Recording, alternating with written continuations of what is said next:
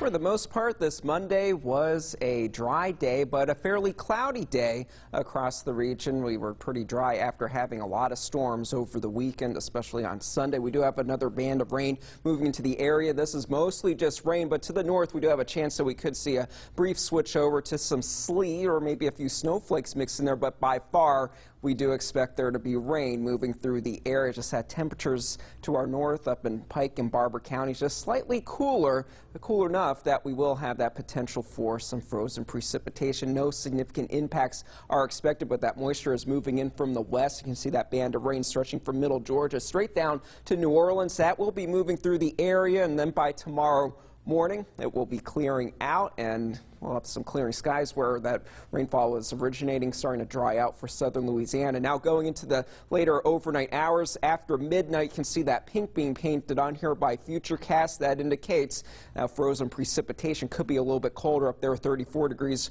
for Troy. That is cold enough at the surface that it could stay frozen as that precipitation does fall, but most of us will see that rainfall, and once that precipitation clears out, those temperatures will really start to cool off, and by tomorrow morning, heading out the door, we will be in the lower to middle 30s for most locations. A little bit warmer down to the southeast of Dothan, but as we head into the mid-morning hours and even into the later afternoon hours, likely still in the 40s for a lot of locations. There could be enough sunshine early on that a few spots will make it into the lower 50s, but nonetheless, even if we do, we have a very strong northwesterly flow moving into the picture, and that will help make it feel even a little bit cooler. You can see the camera view downtown Dothan bouncing around that wind northwest 10 miles per hour at the airport. 40 degrees is that current temperature, already feeling like the 30s for most of us. And for tomorrow afternoon, with that sunshine in the later part of the day, even with that, we'll be warming up into just maybe the lower 50s. With that wind staying strong throughout the day, it is going to be staying on the cool side. And as far as our temperatures,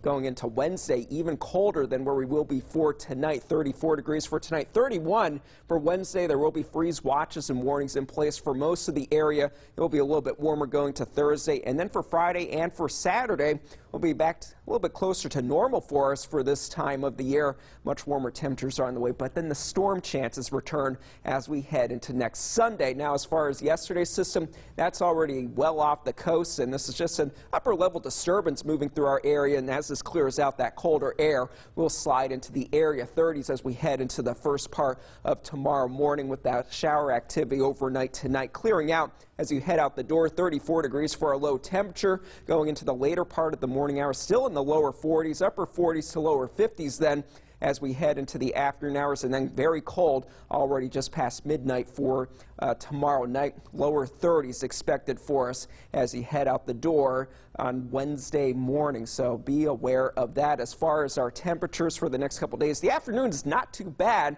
just a little bit breezy out there, especially for tomorrow.